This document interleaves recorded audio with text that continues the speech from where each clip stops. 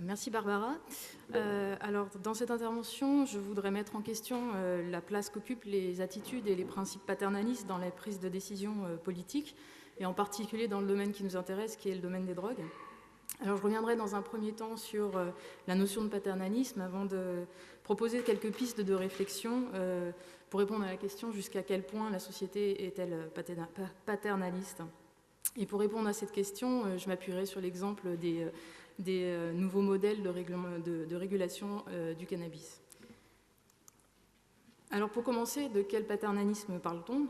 Les critiques qui font référence aux attitudes paternalistes s'adressent en général aussi bien aux attitudes de l'État dans sa manière de réglementer et de prohiber certaines pratiques, certains comportements qu'il juge à risque, mais aussi en santé publique, qui deviendrait une entreprise normative qui institue une certaine moralité.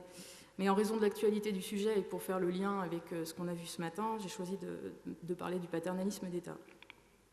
Donc maintenant qu'on a défini les contours, qu'est-ce que le paternalisme ? C'est une attitude donc du pouvoir qui est à la fois bienveillante et autoritaire, et qui impose des règles aux individus qui vont jusqu'à la restriction de liberté pour le bien-être de ces individus. Et donc, dans ce cadre, la pénalisation de l'usage de drogue relève bien d'une attitude paternaliste, puisque le pouvoir politique s'impose comme un recteur des conduites qui sont considérées comme nuisibles et dangereuses pour les individus.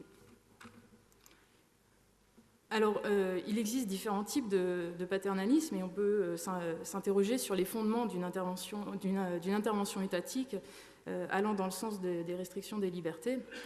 Et selon la classification de Feinberg, il existe différents principes qui sous-tendent la justification des restrictions de ces libertés individuelles et qui peuvent être classés sur différentes bases. Donc la base des fondements de l'interdiction, donc en fait l'individu, est-ce qu'il cause un tort moral ou alors une immoralité carrément ? Est-ce que c'est aussi basé sur l'identité de la personne ou de l'entité victime ? Est-ce qu'il s'agit de autrui ? Est-ce qu'il s'agit du consommateur ? Est-ce qu'il s'agit de l'ordre moral en général ? Et puis le troisième principe, c'est le consentement. Est-ce que l'individu peut avoir le choix ou non de s'y soumettre ? Et donc dans ce tableau, on voit qu'il distingue 5 formes de justification des restrictions des libertés. Donc on ne va pas toutes les décrire, mais on voit qu'il y a un mouvement de balance entre des principes qui préservent plus de liberté individuelle et ceux qui préservent plus de moralité. Et nous arrêterons sur 2 principes qui sont le harm principle et le paternalisme juridique.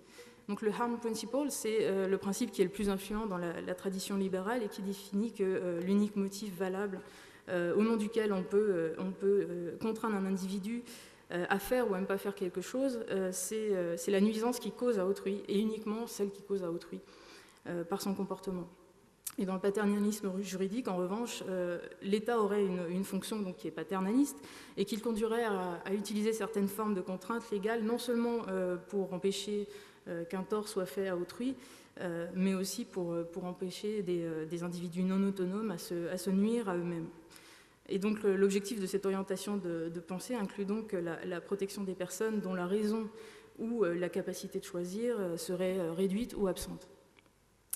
Et si donc on veut directement faire le lien avec la régulation du cannabis, je vous ai mis des exemples de questions qu'on peut se poser en fonction du principe de restriction des libertés dans lequel on se situe.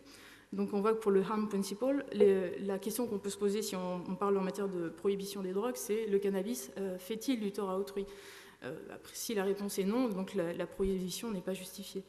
Et si on est dans un principe de paternalisme juridique, le cannabis, la question qu'on se poserait, ce serait le cannabis fait-il du tort au consommateur ? Et s'il y a des raisons de penser que oui, dans ce cas, la prohibition serait maintenue. Alors, donc, au niveau de l'évolution du paternalisme, bien sûr, on n'a pas toujours été dans les mêmes principes qui ont fondé ces restrictions de liberté. Et si on pense à la fin des années 60-70 en France notamment, on pourrait dire qu'on se situait plus dans un moralisme juridique dans lequel l'État imposait la prohibition aussi bien pour le bien des personnes, mais aussi pour une morale commune. Et donc je vous ai mis les deux titres de journaux qu'on pouvait voir à la suite d'une mort par overdose d'une jeune fille dans le sud de la France en 1969, où on voit bien que donc, la drogue est une menace qui pèse donc, sur le monde, et que la drogue a tué Martine, qui a 17 ans, et ça pourrait être n'importe qui, nous, nos proches, nos enfants, etc. Donc là, il y avait vraiment un moralisme assez fort. Par la suite, l'importation de la logique sanitaire de l'usager malade a fait évoluer vers un paternalisme moraliste juridique dans lequel l'État est autorisé à limiter la liberté des personnes afin qu'elles profitent aussi moralement de ces interdictions. Et enfin, l'avènement du paradigme de la réduction des risques a fait glisser vers un paternalisme juridique, puisqu'on a supprimé la nature un peu de l'intérêt de l'intervention de l'État, qui était d'une question morale vers une question de bien-être d'individus.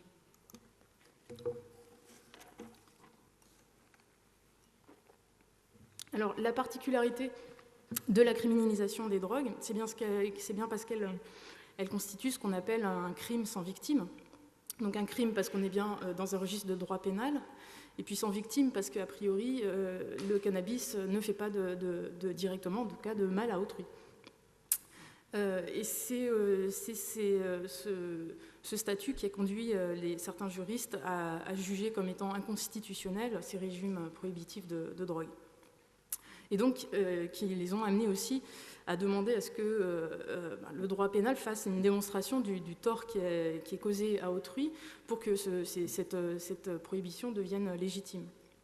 Et donc le problème de la pérennité de la prohibition des drogues réside dans cette contradiction qui est que les États revendiquent une doctrine qui est libérale dans le droit criminel et qui est fondée sur le harm principle, mais qu'en même temps la justification de la prohibition des drogues elle ne peut pas se faire selon ce modèle puisque on l'a vu auparavant, c'était invalidé. Et ce qui signifie donc que les arguments moralistes et paternalistes dominent en fait les principes du droit fondamental. Alors bien sûr, il y a eu des contestations dans les années 60-70 pour réclamer l'abandon progressif du recours au droit pénal en matière de drogue. Et ça a été le cas notamment en Angleterre, Canada, France, Nouvelle-Zélande, Australie, États-Unis, Pays-Bas, et qui ont donc, à la suite de ça, mis des commissions d'enquête, et qui a amené certains de ces pays à dépénaliser ou décriminaliser la possession de cannabis. Alors aujourd'hui, donc, on voit apparaître de nouvelles formes de régulation du cannabis, comme on a pu en avoir des exemples ce matin, et sur lesquels je ne vais pas revenir. Mais je voulais revenir cependant sur la notion de décriminalisation, qui ne doit pas forcément tout le temps systématiquement être vue comme un processus d'acceptation sociale des drogues. Au Canada, par exemple, quand il y a eu des débats en 2003, puis en 2004, quand le gouvernement canadien voulait déposer un projet de loi pour la décriminalisation, donc selon le ministre qui l'a déposé, ce projet de loi était vu et ne devait surtout pas être vu comme un pas vers un plus grand libéralisme juridique, mais bien au contraire, je cite, comme une réforme qui permettra de mieux appliquer les lois tout en augmentant la rigueur des sanctions appliquées contre les exploitants du cannabis, puisque ce projet de loi prévoyait une augmentation des peines à l'égard des personnes qui étaient reconnues coupables de culture de cannabis. Et donc il justifia son projet de loi en disant qu'il faut punir mieux et davantage, car le cannabis, je cite toujours, c'est dangereux pour la santé. En Italie, on a une situation assez différente, puisqu'un homme qui cultivait du cannabis chez lui avait été arrêté par la police, a été jugé, puis a été relaxé selon le raisonnement suivant, qui était que la culture de cette personne était inoffensive parce qu'elle était minime. Et donc, elle n'était pas punissable. Et la violation du texte n'était pas suffisante pour prononcer une sanction, car ce délit n'était pas de nature à causer du mal à autrui. Et donc, on voit dans cet arrêt de la Cour de cassation qu'elle a le mérite de dire qu'il y a une différence entre avoir une conduite qui peut être considérée comme dangereuse pour soi et pour autrui. Et en effet, justement, on parle de conduite dangereuse parce que cette Cour de cassation n'a pas dit pour autant que l'usage n'était pas dangereux. Mais elle a seulement dit que dans le cadre de cette culture limitée, le danger ne concernait que l'auteur qui cultivait le cannabis. Donc, il y a plusieurs facteurs qui ont permis de remettre en cause la dangerosité du cannabis. Donc, je vais m'arrêter seulement sur un facteur qui est la remise en cause donc, de cette dangerosité par l'évidence scientifique, notamment avec les classifications qui ont été menées dans les années 90 et qui mettent en évidence que la classification des produits ne correspond pas à leur dangerosité. Donc en France, il y a eu un rapport ROC qui a établi un classement de la dangerosité de tous les produits psychoactifs, et un peu plus de 10 ans après, une étude qui a été menée au Royaume-Uni par David Nutt, que je vous ai mis ici, et qui analyse les dommages qui sont induits par les drogues. Et donc les résultats montrent qu'il n'y a pas de distinction claire entre des substances acceptées socialement et celles qui ne le sont pas en termes de dangerosité.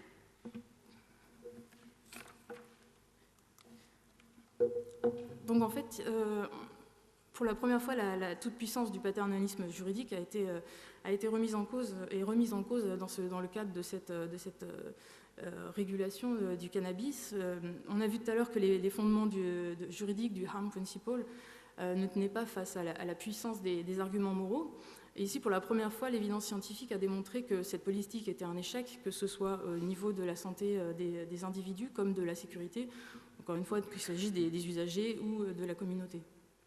Et donc, pour la première fois, le droit pénal affaiblit et amène une remise en question du côté des politiques sur le fondement des actions qu'elles entreprennent pour le bien fondé de la population.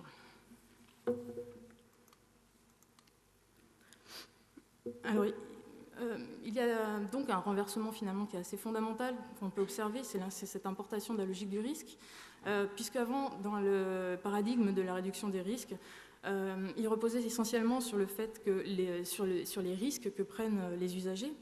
Et ici, ce qui amène les politiques à statuer sur de nouvelles régulations, c'est bien la prise de conscience des risques qu'elles font peser sur les usagers et la communauté au travers de la prohibition. Donc d'un certain côté, on pourrait concevoir des politiques alternatives de régulation du cannabis comme une forme de réduction des risques, puisqu'au final, elles permettent aux individus de consommer des produits qui ne sont pas aussi toxiques. Mais on peut aussi quand même les voir comme quelque chose qui la dépasse, du fait même que les politiques reconnaissent que la prohibition est bien une cause de la nécessité d'intervention de type réduction des risques.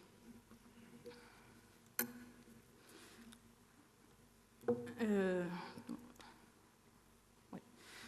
Et donc cette importation de la logique du risque implique donc un changement dans la manière de concevoir la consommation de drogue. Elle ne serait en effet plus forcément liée à un déficit des personnes qui en viennent à avoir une consommation qu'on juge pas normale, ni même à une cause de mauvais développement de la société, mais plutôt à une donnée inévitable, à un fait, et qui est prévisible dans la vie quotidienne. Et donc on bascule dans une logique finalement d'acceptation de cette incertitude, et où les risques finalement sont inévitables. On court des risques, des menaces. Les menaces pour la santé ou pour la sécurité sont partout, et donc on finit par accepter le fait que tout comportement puisse comporter un risque. Alors on a vu qu'il y avait un inversement dans cette logique avec la reconnaissance de l'échec de la prohibition des drogues. Et ce qui nous intéresse, du coup, avec un regard sociologique, c'est de comprendre quelles sont les conditions sociales qui ont fait qu'à un moment donné, alors que les preuves qui existent et qui démontrent que depuis un certain nombre d'années que la prohibition amène des dommages, pourquoi, au bout d'un certain moment, ces discours en viennent-ils à être entendus? Et une des réponses possibles pourrait venir de la notion de responsabilisation. En effet, depuis un certain nombre d'années, la santé est érigée comme une valeur première, ce qui fait que celui qui agit de manière irresponsable au regard de sa santé subit une sorte de disqualification sociale. On peut penser par rapport à ça comment certaines personnes qui mangent par exemple trop gras en viennent à être montrées du doigt par certaines personnes parce qu'il y a une injonction réelle à bien gérer son corps. Et on a donc affaire ici à un processus de médicalisation de la vie quotidienne dans lequel tous les modes d'action sont interprétés dans le cadre d'un discours entre santé et maladie. Et si bien qu'au final, toutes les actions qu'on mène sont à risque.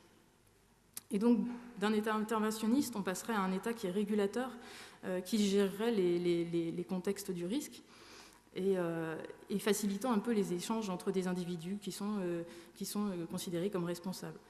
Et le modèle du risque érige donc des consommateurs comme des individus autonomes et responsables, capables de calculer les risques, et il existe donc un transfert de responsabilité vers les individus en ce qui concerne leur propre sécurité et santé. Et donc pour terminer, est-ce que ces nouvelles formes de régulation nous conduisent à voir là le signe de la fin des principes paternalistes dans la prise des décisions politiques et donc la réglementation des drogues? Alors si on réfléchit d'un point de vue juridique, sur le plan des libertés individuelles, c'est incontestable. Cependant, il y a juste un point qui me semble important de souligner, c'est que cette individualisation, ce transfert de responsabilité, ne signifie pas pour autant, ne signifie cependant peut-être pas que la normativité sous-jacente au paternalisme disparaît, mais seulement qu'elle se transforme. En effet, les discours sur les comportements à risque mettent en avant la liberté de décision individuelle et la responsabilité, mais ils renferment aussi également des prescriptions comportementales quant au bon usage de ces libertés et au bon choix. Et donc dans cette logique, une mauvaise décision signale automatiquement un déficit de la responsabilité individuelle et de la rationalité, et donc une incapacité à prendre des décisions. Et donc nous n'avons pas affaire en ce sens à une disparition de la catégorie déviance, mais plutôt à une sorte de revalorisation par la société qui se révèle disqualifiante pour celui qui a franchi les risques scientifiquement calculés. Et donc, dans ce sens, ce qu'on pourrait tirer comme conclusion, c'est que les nouvelles formes de régulation du cannabis seraient finalement des témoins du basculement d'un État qui n'a plus réellement besoin d'imposer un contrôle direct sur les individus, tant l'injonction à la responsabilité et à l'autonomie chez les individus agit comme un contrôle puissant social. Voilà, je vous remercie.